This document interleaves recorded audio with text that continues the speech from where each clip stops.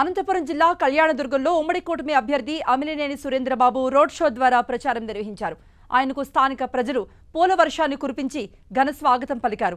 కళ్యాణదుర్గం మున్సిపాలిటీలో కనీస సౌకర్యాలైన రోడ్లు, వీధి లైట్లు, డ్రైనేజీలు, తాగునీటి వసతి కూడా సరిగ్గా లేవని అమిలినేని సురేంద్రబాబు అన్నారు.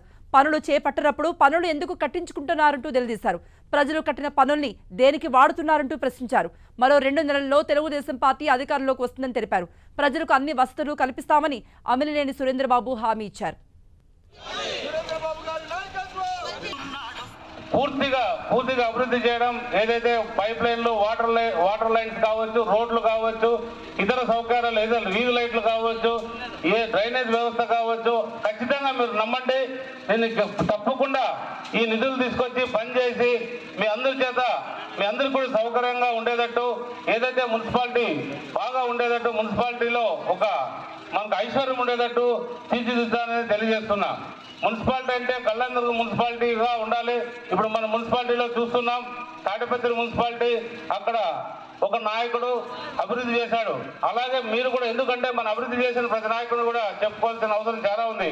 ఎందుకంటే ఈరోజు రఘువీర్ రెడ్డి గారిని ఎందుకు చెప్పుకుంటున్నాం, ఆయన చుట్టూ బైపాస్ రోడ్లు తెచ్చాడు, శ్రీరామ్ రెడ్డి ప్రాజెక్ట్ నీళ్లు తెచ్చాడు, రకరకాలుగా తెచ్చాడు. కాబట్టి మనం కూడా అభివృద్ధి చేసి నేను కూడా వాళ్ళలో ఒకటిగా నిలిచిపోవాలని, వాళ్ళకన్నా బాగా చేశారని అనిపించుకోవాలని తప్పన తప్ప ఏదో రాజకీయ ఉద్దేశంతోనో లేదా స్వార్థంతోనో ఒక ఎమ్మెల్యే ట్యాగ్ కోసమో నేను రాలేదు. ఒక ప్రజాప్రతినిధిగా మీలో ఒకటిగా ఉండడానికి వచ్చాను.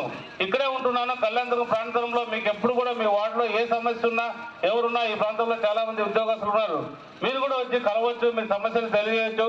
ఎప్పుడు కూడా మీరందరూ కూడా బాగుంటారు. అన్ని విధాలుగా ప్రజలకు అందుబాటులో ఉండేటట్టు కూడా మేమందరూ కూర్చొని ఒక ప్రణాళిక తయారు చేసుకొని మీ సహాయ సహకారాలతో ముందుకెళ్తామని, మీరు కూడా రాబోయే మే 13వ తారీఖు అత్యంత కీలకమైన రోజు.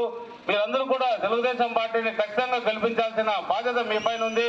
ప్రతి ఒక్క ఓటర్ కూడా ఆ రోజు ఓట్ మిస్ కాకుండా, మీ సొంత పనులు ఏదో సెలవు ఉంటుంది కదా అని రకరకాల ప్రాంతాలకు వెళ్లాల్సిన అవసరం లేదు. మీరందరూ కూడా వచ్చి ఆ రోజు ఉదయం మనకి 7 గంటలకి స్టార్ట్ అవుతుంది. మీరు 7 గంటలకే క్యూలో నిలబడి మీ అమూల్యమైన ఓట్లు తెలుగుదేశం పార్టీ సైకిల్ గుర్తుకు వేశారని ఆశిస్తూ